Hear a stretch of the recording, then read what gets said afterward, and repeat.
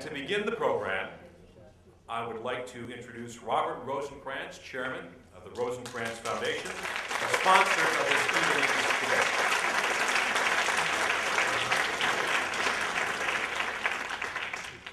Well, thank you for that polite applause. It's really my pleasure and honor to welcome you all tonight. This is the seventh debate in our inaugural series of public policy debates, Intelligence Squared. I'm the chairman of Intelligence Squared, which is an initiative of the Rosencrantz Foundation. As Chris said, these proceedings are produced for radio by WNYC and broadcast nationally through NPR. We're also thankful to our sponsor, the Times of London. Well, to what extent should we trade privacy for security? Our society is one that values civil liberties so highly that, in the words of Justice Cardozo, if the constable blunders, the criminal goes free. Well, what is that saying? It's that the need to incentivize the constable to follow the rules is more important to our society than justice for the individual criminal or compassion for his victim. But we also value security a great deal also. 9/11 presented an unprecedented type of threat, and the traditional legal framework of dealing with soldiers or dealing with criminals was never created with that kind of threat in mind.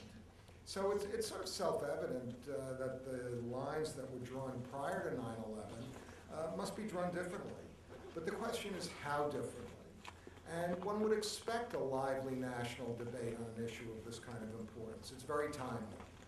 But the debate on these kind of issues has been somewhat clouded by general skepticism, I would say, of the Bush administration, both in terms of its competence and judgment. And our hope tonight is really to transcend partisan bickering, transcend ideology, because getting the trade-off between privacy and security right demands reasoned discourse, and our lives may depend upon it.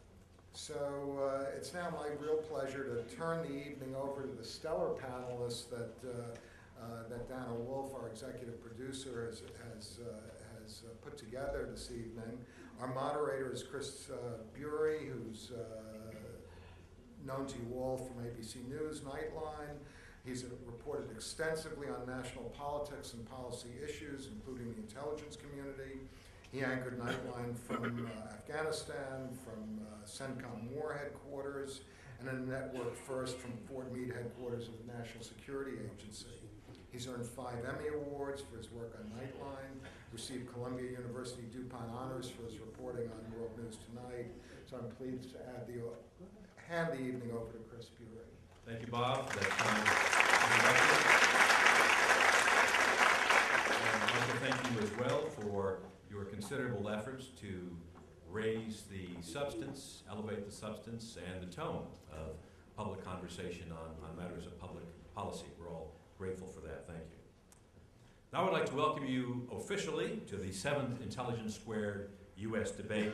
First, the proposers of the motion will start by presenting their side of the argument, better more domestic surveillance than another 9/11. The opposition will follow. Each person will get a maximum of 8 minutes, and we'll go back and forth between the two sides. Second, when all speakers are finished with their opening remarks, I'm going to follow up and try to get you going with some civil exchange. And then we're going to open up the floor to the audience.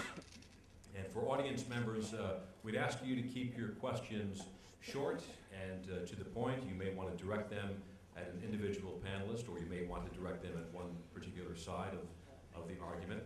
We ask that you refrain from giving speeches. We just don't have the time.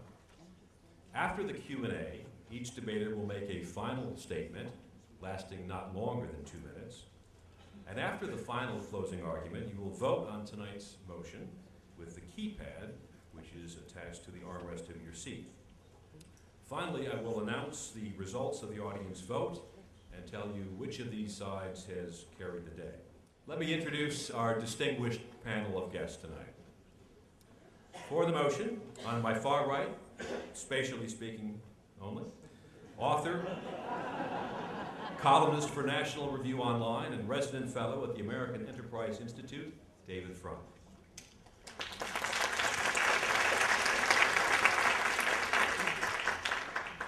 Senior fellow at the Foundation for Defense of Democracies and contributor to National Review Online, former federal prosecutor Andrew C. McCarthy.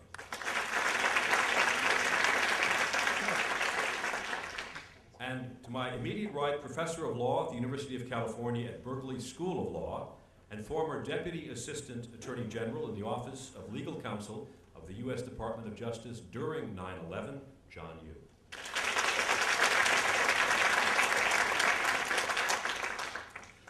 On my left, an unusual position for him sometimes, former congressman, occupant of the 21st Century Liberties Chair for Freedom and Privacy at the American Conservative Union, columnist and radio show host, the Honorable Bob Barr. To Mr. Barr's left, author, professor of law at the George Washington University Law School, and legal affairs editor of the New Republic magazine, Jeffrey Rosen. And on my far left, professor of law at New York Law School and president of the American Civil Liberties Union, Nadine Strawson.